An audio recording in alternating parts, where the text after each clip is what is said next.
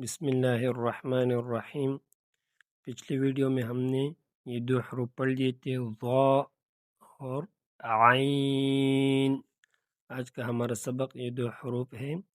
پہلا والا ہے غین، میرے پیچھے پیچھے پڑھیے، غین فا۔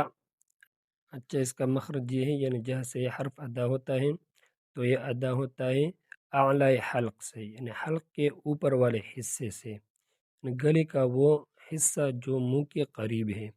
اس کا مخرج اور خا کا مخرج ایک جیسا ہے، لیکن غین میں آواز باری اور گونجدار ہوتی ہے،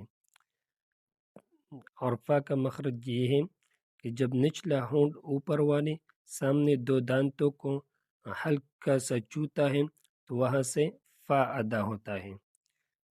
غین فا، اس غین کو کھینچیں گے کیونکہ اس کے اوپر مد آیا ہوا ہے، اور اس کو باری اور مفخم پڑھیں گے کیونکہ اس کا رنگ بھی سبز ہے، اس کو موٹا پڑھیں گے۔ غین فا